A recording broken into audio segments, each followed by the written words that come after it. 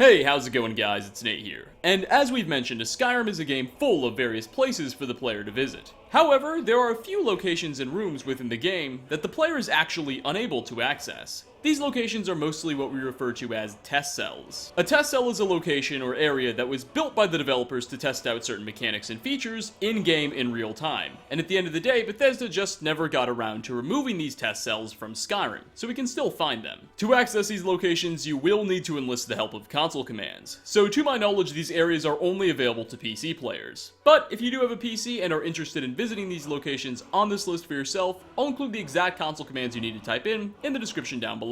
This video is a sequel to another list that I previously made on the same subject, so if you'd like to see part 1, I'll include a link to that in the description as well. But without further ado, here are 5 more inaccessible locations in The Elder Scrolls V.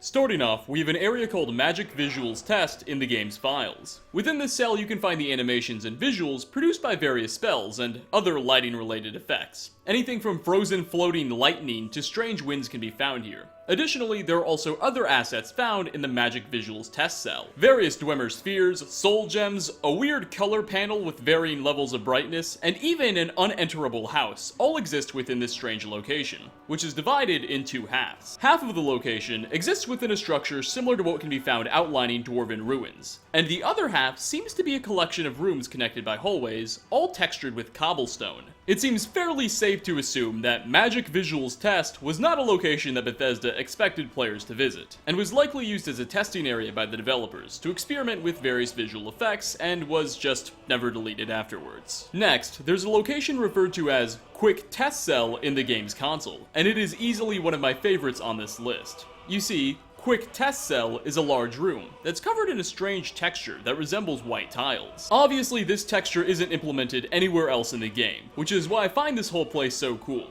Inside of the room there are 3 statues, similar to the ones that you can find in Sovngarde, and 3 bridges, swaying from side to side. On each bridge, there's a hunter walking back and forth across it. If approached, the hunters will respond with generic dialogue, and sometimes offer to sell you things before continuing on their walks. Quick Test Cell was likely used by Bethesda to test out NPC pathfinding, and ensuring that characters controlled by the AI wouldn't have any trouble walking on top of moving surfaces. As for the statues, I can't exactly come up with a good reason behind their presence. But hey, they do add quite to the aesthetic, don't they? Coming in at number 3, in Skyrim you may have noticed that after somebody dies and you leave their corpse alone for a while, when you return it may have disappeared, despawned.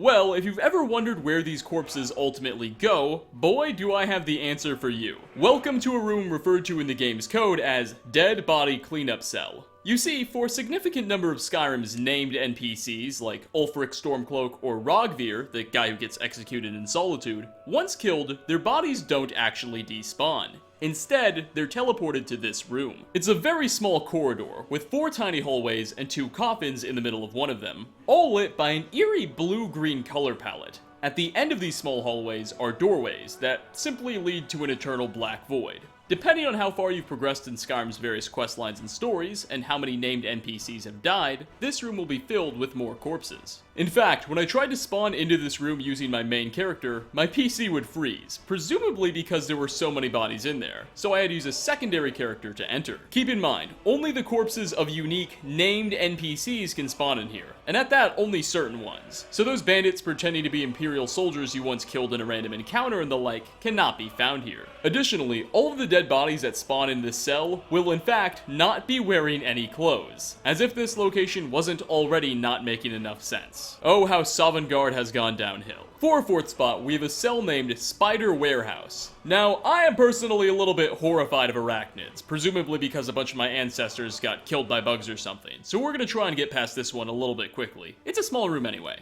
Inside of this cell are various types of spiders that were added in with the Dragonborn DLC. You have frost spiders that come out of eggs, fire spiders that come out of eggs. You get the idea. All are creepy and all are very crawly. And of course, they're all also very hostile as well. This location was almost certainly used by Bethesda just to test out the spiders that they were adding in with the Dragonborn DLC before they fully began implementation. Make sure the mechanics were working right, make sure they behaved properly. And then of course they added them into the base game.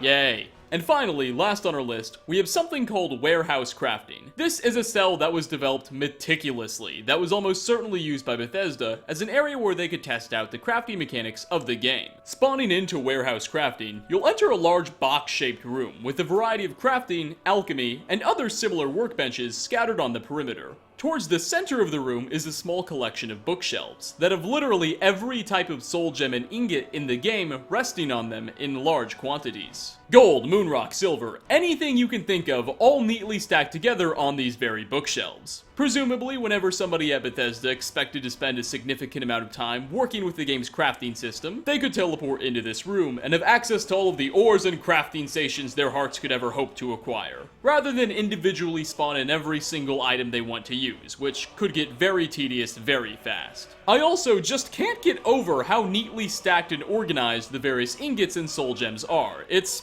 oddly satisfying. Anyway, with that last one, we're going to wrap up. Thanks for stopping by, everybody. In case you haven't been able to tell, lately I have been having a blast with Skyrim's console commands. Whether it's to try and access otherwise inaccessible items or go into these secret inaccessible hidden rooms, I just love doing things that the developers didn't really expect players to do. There's something about it that I just really enjoy. But which of these locations was your personal favorite? Leave a comment down below. Again, thanks for stopping by, everyone, and hope to catch you all in my next video. Peace out, everybody.